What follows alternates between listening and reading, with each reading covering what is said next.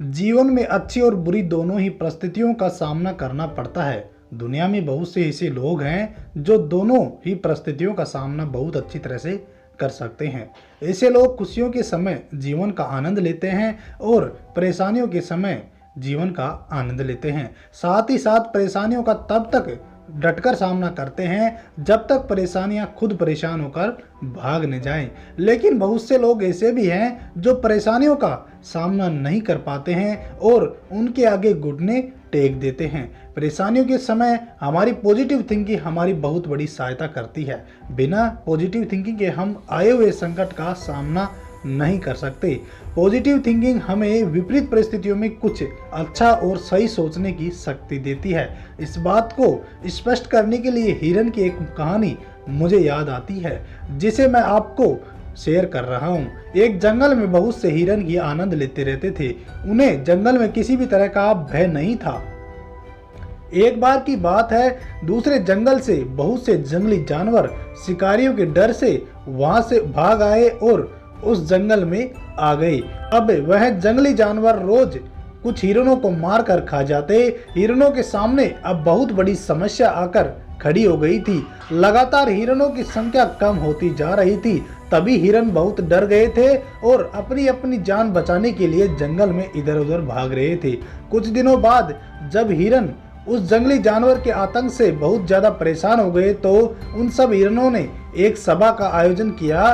जंगल के सभी हिरण उस सभा में आए। सभी हिरण डरे हुए थे। बहुत विचार करने के बाद भी उन्हें अपनी जान बचाने का कोई रास्ता नहीं सूझ रहा था।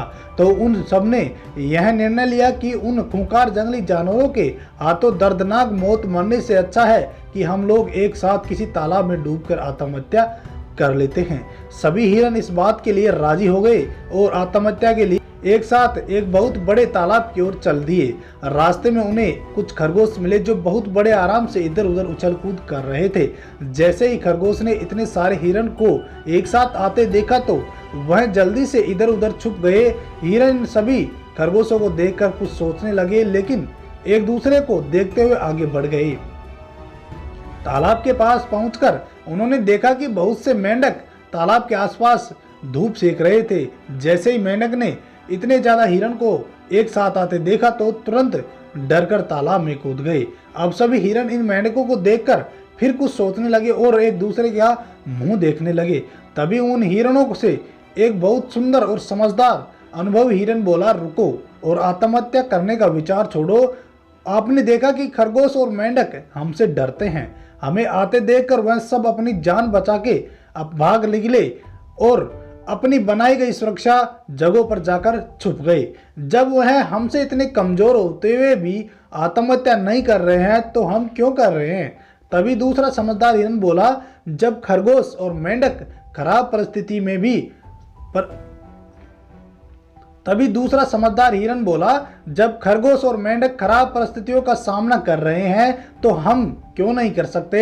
जैसे उन्होंने संकट आते ही अपने आप को बचाने का रास्ता खोज लिया, हमें भी कोई ऐसी सुरक्षा जगह चाहिए।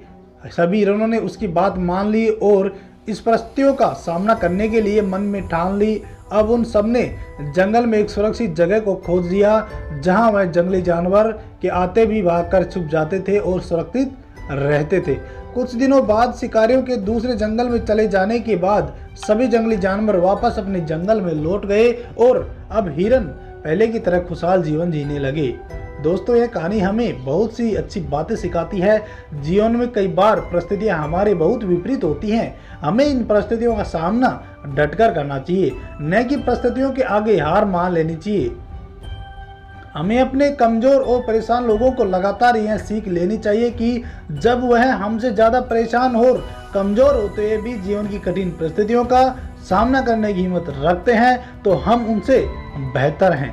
तो दोस्तों, अगर यह कहानी आपको अच्छी लगी हो तो वीडियो को लाइक करना और अपने चैनल को सब्सक्राइब कर देना। तो दोस्तों, मिलते हैं अगली वीडियो में। जय हिंद, जय भारत, वंदे मातरम।